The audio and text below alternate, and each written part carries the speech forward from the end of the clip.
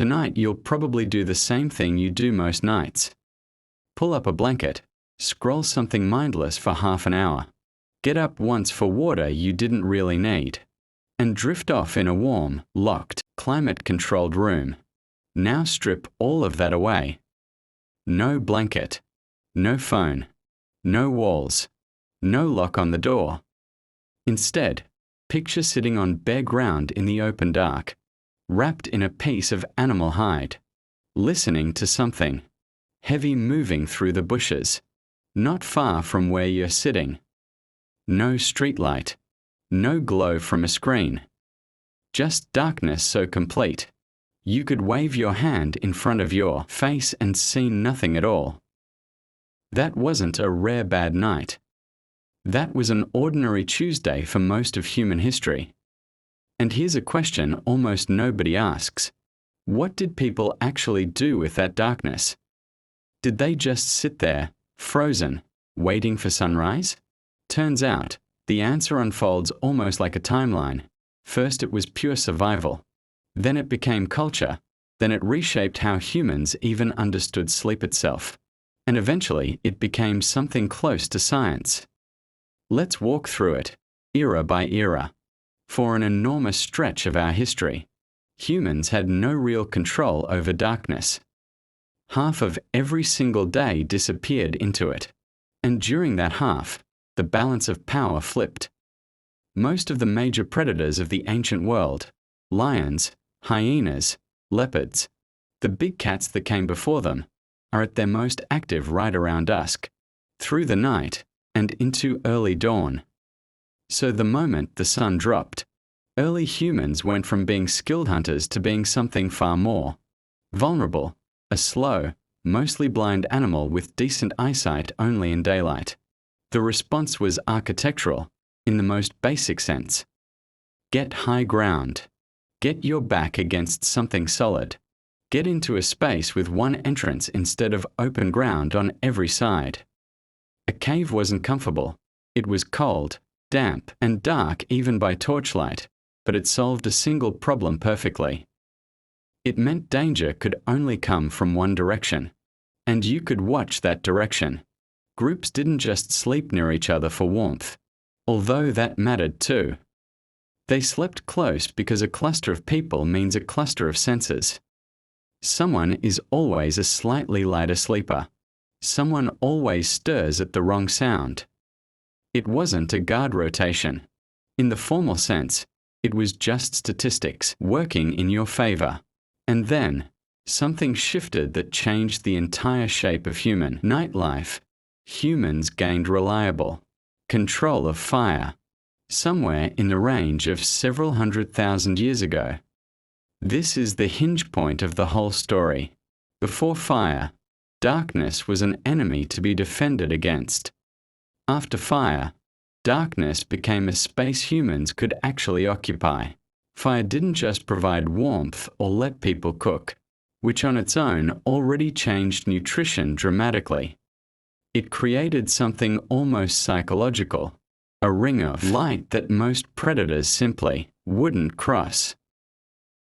Not because the flame itself stopped them physically, but because fire disrupted the patterns they relied on to hunt in darkness. Sitting beside a small fire, a person wasn't safer because they were stronger. They were safer because they had light, and light rewired the entire predator-prey equation that had defined the night. Up to that point. Here's the part that tends to get skipped over. Fire didn't just protect people, it changed what people did with their time, and that turned out to matter enormously. Around a fire, you can't really do anything productive in the way we'd define it now. You can't build, you can't gather, you can't hunt. What you can do is sit, face each other, and talk. Researchers studying hunter-gatherer groups, communities in southern Africa and East Africa whose lifestyles preserve a lot of these ancient patterns, found something striking when they recorded daytime versus nighttime conversation. Daytime talk is mostly logistics. where to find food, who's doing what, basic coordination. Nighttime talk, around the fire, is overwhelmingly storytelling. Tales about ancestors, the origins of the world. What bravery and generosity actually look like in a person. That's not a small detail. Stories are how a culture without writing keeps anything at all. Values, history, identity, alive across generations. Every evening, for an almost unthinkable span of time, that firelit circle functioned as something like the original library, the original cinema, and the original classroom, all running off nothing but flame and voice. Now here's where it gets genuinely strange, and where it might quietly change how you think about your own sleep. Most of us assume the correct way to sleep is one unbroken block, 8 hours. Lights off, straight through till morning. If you wake at 3 a.m. and can't immediately drift back, the instinct is to assume something's wrong with you. But historians digging through centuries of personal diaries, court documents, and medical texts have found something that complicates that assumption badly. For most of recorded history, people slept in two distinct phases, not one. A first sleep not long after dark, a waking period of an hour or two in the dead of night, and then a second sleep until morning. This shows up across an enormous range of sources: ancient literature, medieval records, household accounts that casually mention things people did during that middle waking hour as though it were the most unremarkable thing in the world. And what did people do during it? Pray, mostly, in cultures where the deep night was considered spiritually significant. Think, tend a fire that needed feeding through the cold hours, sometimes visit a neighbor. It wasn't insomnia. It was just how the night naturally divided itself before artificial light pushed bedtimes later and compressed everyone's sleep into one long stretch. Now, to be clear, this doesn't mean every interrupted night of sleep today is some hidden biological gift. Modern insomnia is real, and chronic sleep disruption genuinely harms health. This isn't a free pass to stop worrying about sleep quality. What the historical record does suggest is narrower and more specific. A person who wakes calmly in the middle of the night, feels alert rather than anxious, and drifts back to sleep without distress isn't necessarily malfunctioning. They may simply be experiencing a pattern that was completely ordinary for the vast majority of human history, before artificial lighting reshaped what normal sleep was supposed to look like, even earlier than any of this. Long before beds existed in any form we'd recognize.